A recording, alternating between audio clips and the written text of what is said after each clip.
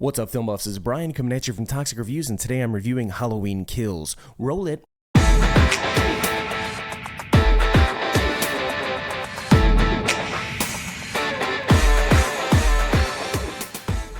The nightmare isn't over as unstoppable killer Michael Myers escapes from Laurie Strode's trap to continue his ritual bloodbath. Injured and taken to the hospital, Laurie fights through the pain as she inspires residents of Haddonfield to rise up against Myers. Taking matters into their own hands, the Strode women and other survivors form a vigilante mob to hunt down Michael and end his reign of terror once and for all. Halloween Kills stars Jamie Lee Curtis, Judy Greer, Anthony Michael Hall, and is directed by David Gordon Green once again. So I have a soft spot for the Halloween series. Are there a lot of entries in the franchise that are mediocre to not good to absolutely horrendous? Yeah, but I mean, for the most part, a lot of these films are really enjoyable.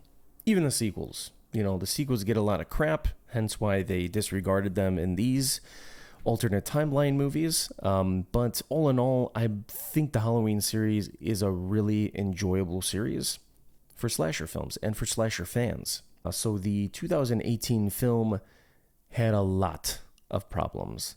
And it's mostly to do with the story and how they took the lore and changed a lot of the lore around. Michael is not Laurie Strode's brother anymore. Don't know why they did that. They disregard the other sequels, so he's not really an unstoppable evil force anymore. He's just a guy that killed 5 teenagers, and they locked them up for 40 years, and now he's coming back to Haddonfield. The twist at the end of the 2018 Michael Myers with the doctor was probably one of the stupidest twists I've ever seen, ever. And that's the reason why he comes back to Haddonfield, not because he's her brother, which is so dumb. Very dumb. Did not like that aspect whatsoever. So in this film, you have a lot of returning cast. You have, Judy Greer. You have the girl that plays the granddaughter. I'm so sorry that I don't remember her name, but I could put it somewhere on the screen. You have Jamie Lee Curtis, and then you have a lot of characters that were in the original film about 40 years ago that make appearances in this. Some are recast, like Anthony Michael Hall wasn't Tommy Doyle, but they got a good amount of people. So it's kind of cool to bring everything together. I love the fanfare that they throw into these films. They even show the Halloween 3 masks in this film, which is a film that I'm going to be talking about in my Agree to Disagree video, which you guys, you all have been waiting for. So yes, there's a lot of fanfare in this film. The cast is fantastic. I didn't see any problems with performances or anything. I had a good time with seeing some of these characters again. They even had the nurse that was with Donald Pleasance, Dr. Loomis, in the original film in the car when Michael first escaped Smith's Grove. So there's a lot of fanfare in this film. So I had a smile from ear to ear with a lot of things in this film. This is a really brutal film. There's a lot of kills, a lot of creative kills, a lot of insanely over-the-top kills, removing their eyes and breaking necks, and I won't give away too much, but there's a lot of insane deaths in this film, so it keeps you really entertained. The mask is really cool because he was burned in the previous film, so the mask is kind of melted on one side. Very creative. It's cool that Nick Castle, the original Michael Myers that played the Shape in 1978, is in the suit sometimes. I'm not sure if, like, when he has his mask off, if that's Nick Castle or the other stunt double. Not sure. But he does play Michael Myers from time to time in the film, and it's great to have that dynamic. So in terms of slasher films, it's very entertaining. You're going to be entertained if you love slasher films. I was very entertained. Acting was fine. I didn't have any problems with anybody's performances or anything. The score, John Carpenter, never ceases to amaze me with his musical score. The rendition of the Michael Myers theme song in this, the Halloween theme song, is awesome. The beginning is awesome. I love how he keeps developing the song with each entry. It's so great. I bought the soundtrack. I listened to most of it so far, and I absolutely love it. John Carpenter, 10 out of 10, and the other 2 composers as well that did this with him. So, I mean, very, very good score. It sounds amazing. I saw this in Dolby Cinema Theater, so the sound, like whenever you heard the soundtrack, it vibrated in the back of you, gunshots and stuff. So kept you invested in the horror that was happening.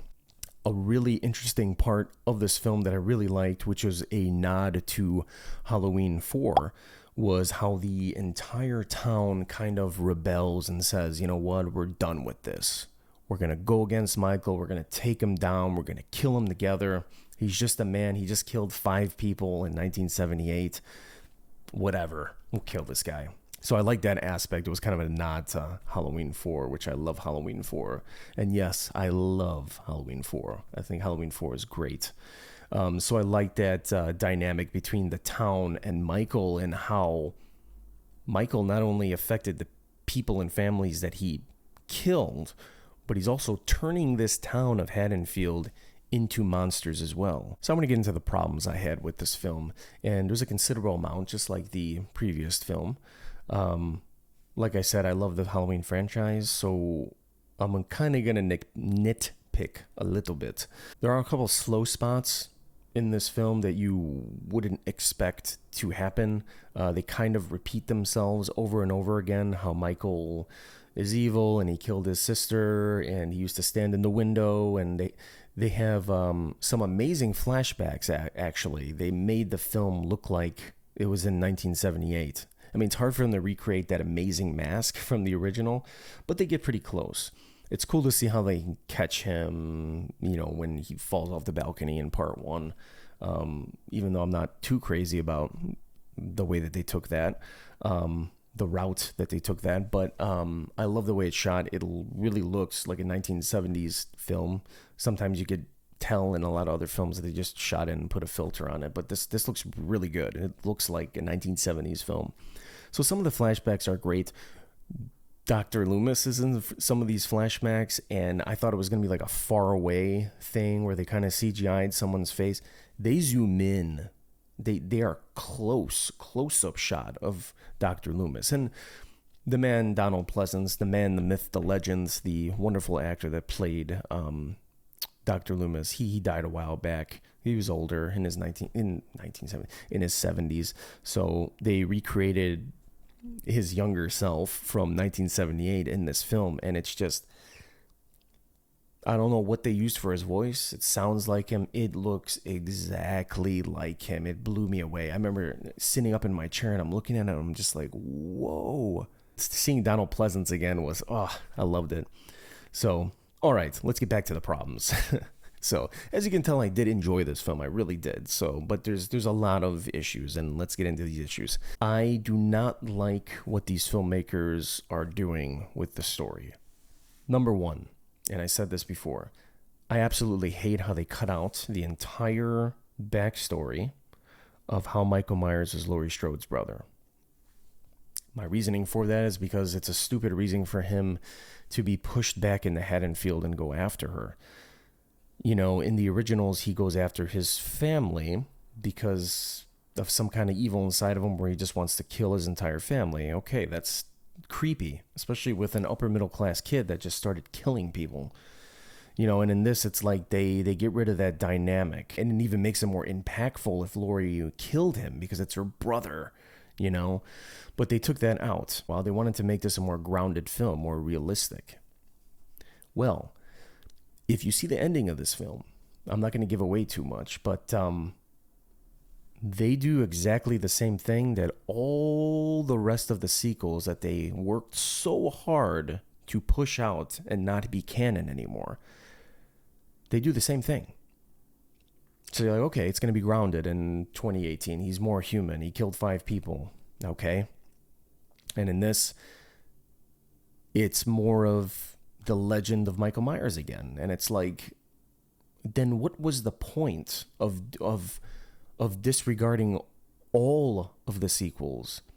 You said you were going to make it grounded. You said we were going to have something different, but at the end of this film, you're going the exact same route, and you're still not having him be Laurie's brother.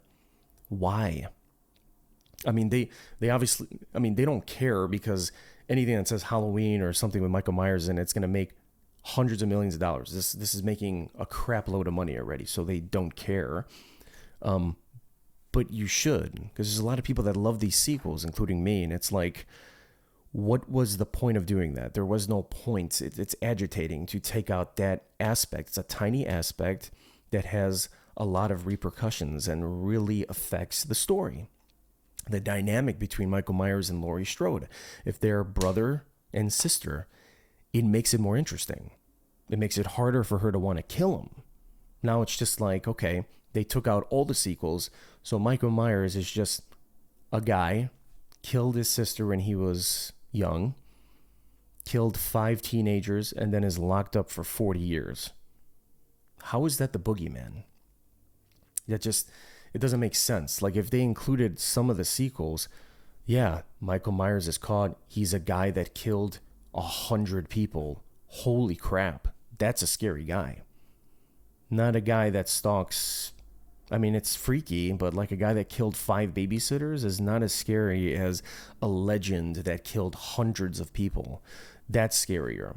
A guy that won't die. How do you kill him? That's scary. Not a guy that kills 5 people and then 40 years later he comes back as a 7-year-old man and starts killing people. This irks me. That's part of these new films that are really agitating. And the Halloween timeline is so vast.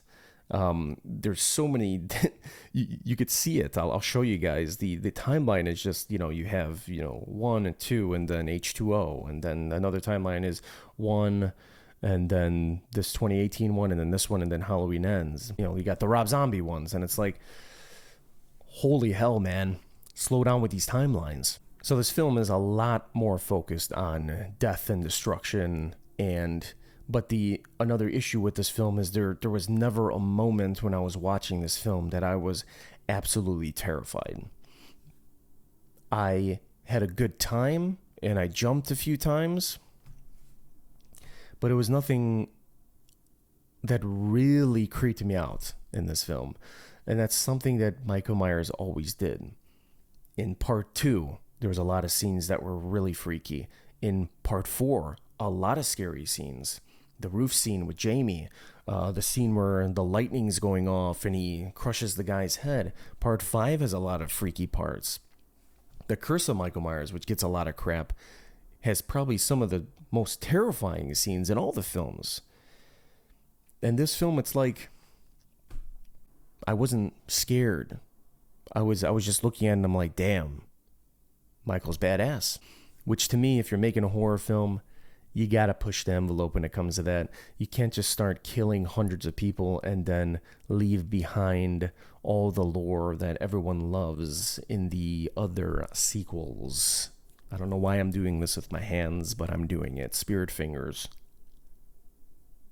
And I'm completely down for slasher films that don't have an insane amount of characterization. It's fine. It's a slasher film. You watch it to have fun. But when these specific filmmakers are saying that they want to do something different and they don't with this one, what is the point? So I mean, if you have more character in a slasher film, I'm gonna automatically go up 2 points in my review. It's very light on characterization, but there are some slow scenes that kind of drag down the pace. He's a brute force, crazy guy in this film, but it's not insanely scary. The film is just not that scary. As a Halloween fan, I really enjoyed this film. I do want to watch it again. I had a good time with it. There were some parts that were funny. They were kind of out of place. I could have done without those. Just like the 2018 film, there was some lines and comedic things in there that just were way out of place. And some of the dialogue also in this film is not good. It's borderline cringe. Some of it is pretty lame. But other than that, I mean, it's enjoyable. I had a good time watching it. If you're a fan of Michael Myers, you will have fun with it.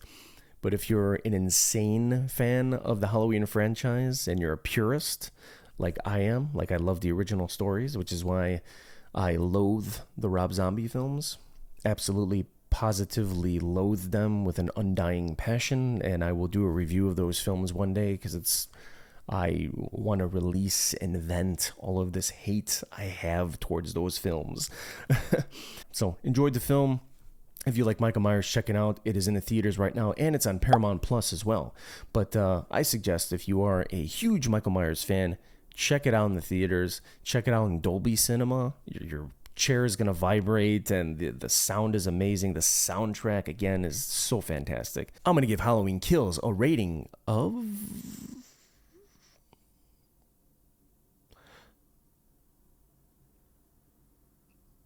I won't go too low. Don't worry.